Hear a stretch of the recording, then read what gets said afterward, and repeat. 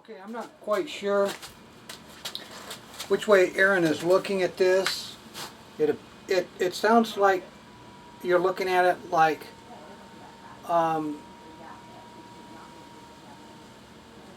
the variation of this angle, the center angle. I'm trying to get this looking like it's level here. Has a non-meaning to the vertical alignment here. So what I'm doing is I just want to demonstrate.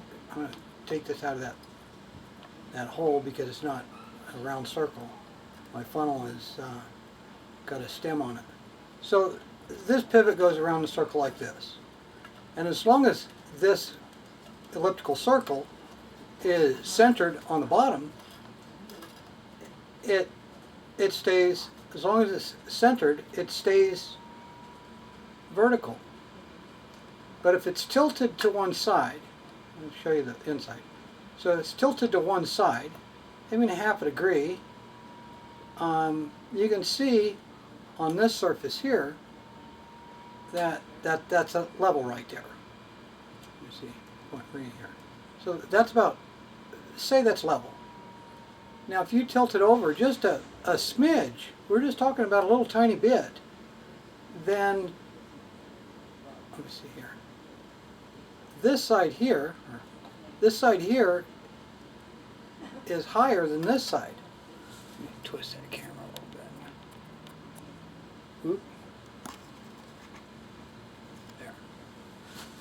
Okay, so my point is simply that if this is vertical, if it's not tilted in any direction from your pivot point, which is a bearing down there, your swivel bearing on the bottom that goes to your output shaft,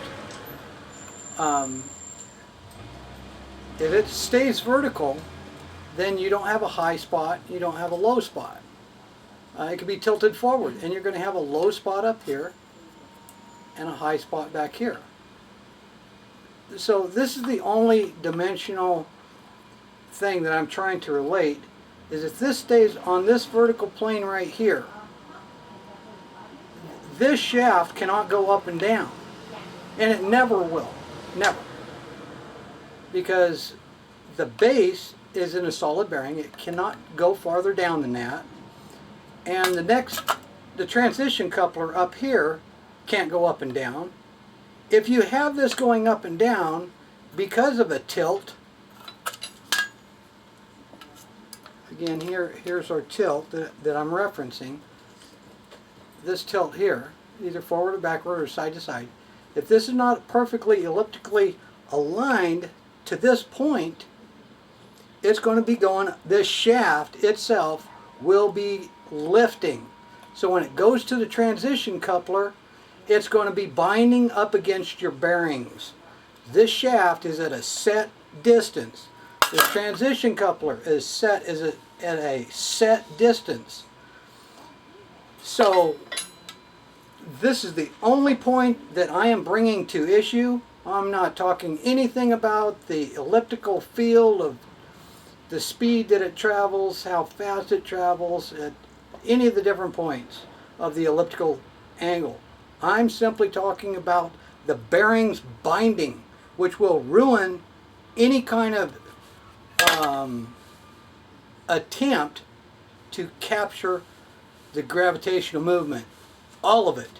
This shaft cannot move up and down. If you want to make this shaft move up and down because of your angle here, feel free. I mean, break your neck.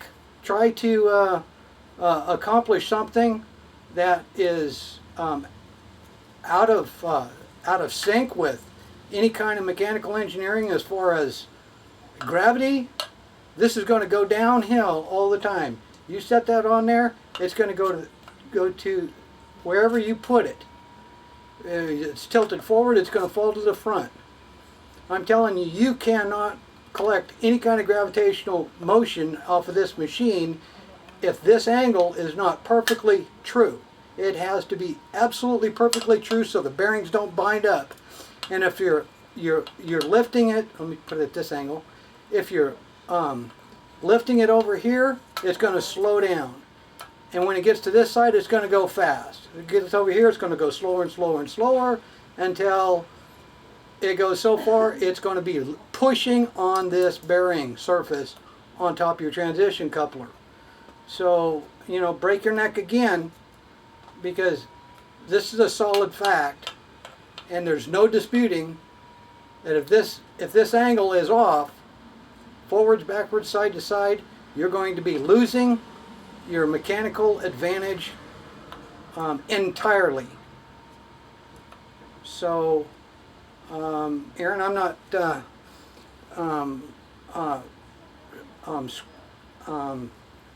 being rude about your model. I think your model on paper had some merit, but to discount this demonstration, make your best shot, because this is an undeniable fact, and you can do it yourself. You can see the distance from here to here is greater than here to here. And if you don't have that perfectly true, you're barking up the wrong tree. Thank you. I mean, Aaron, I'm not getting on you. I'm just trying to make these guys understand that the distance between the operation and, let me drive this up here.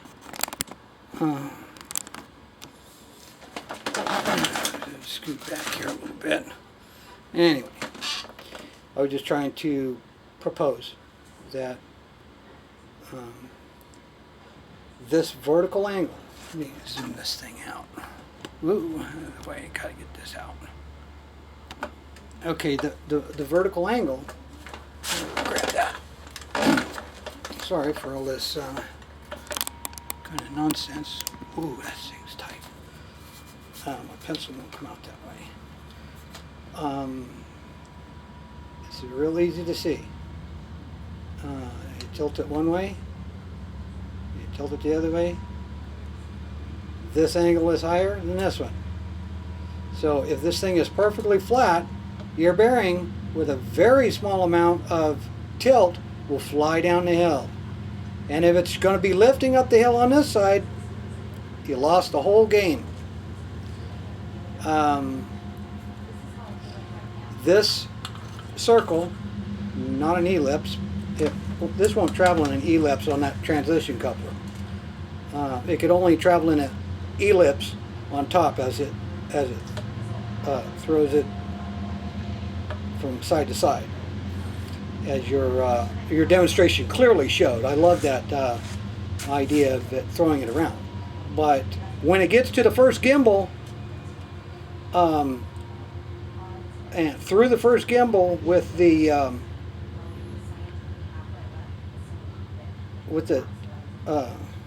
you know, spinning around like that, this transition coupler goes down, and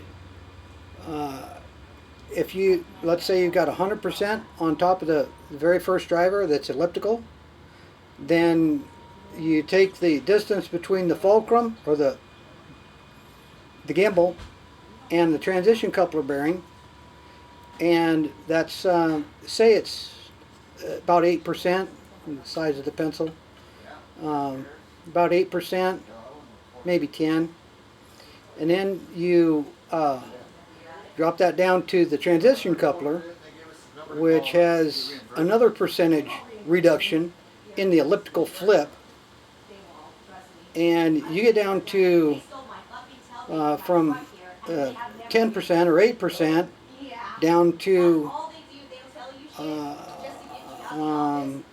I can't do it mathematically in my head. As I look at it, I can't do it that way, but we know that this angle was flipping about, let's say, 10 inches or a foot wide on the upper fulcrum shaft, down to the first gimbal. So it went from let's say 10 inches down to 1 inch, which is at the bottom of the first gimbal where it goes into the transition coupler. So that's a 90% reduction in the amount of throw. And then we know that the visual effect of the transition coupler on the bottom shaft travels between about 3 or 4 inches. I mean, that's visually what it looked like from my memory.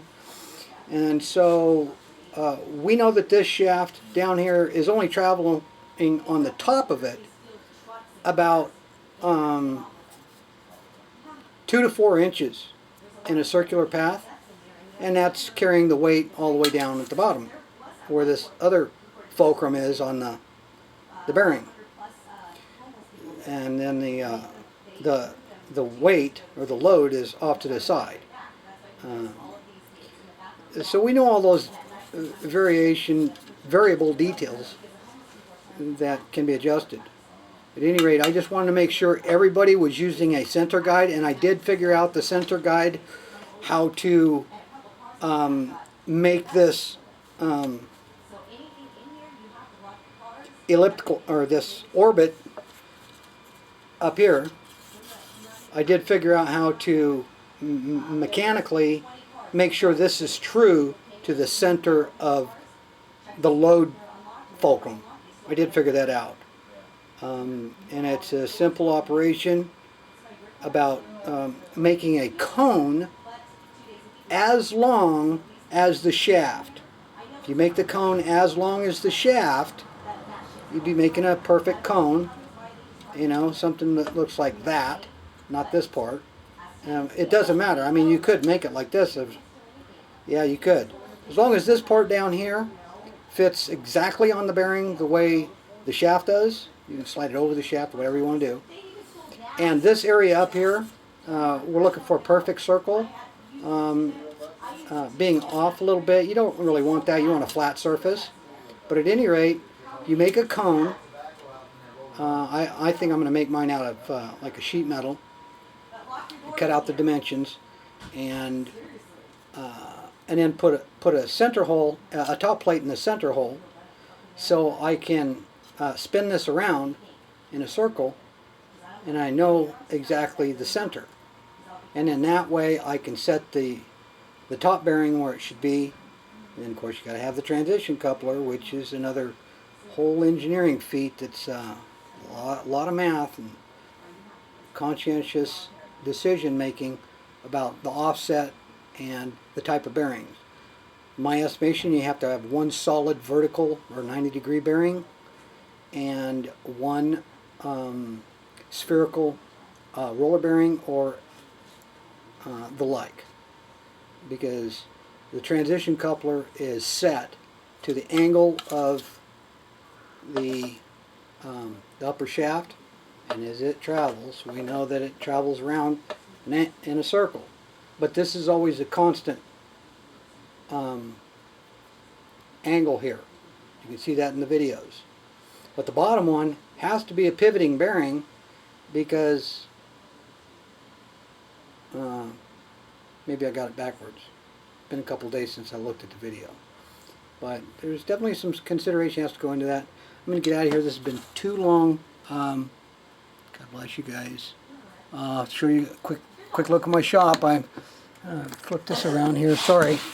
But I got my lathe set up. These are all the tools I've been buying to set this baby up. And sorry, I've got a huge mess in here. Awful stupid doing busy stuff. But collecting my tools and what's necessary to...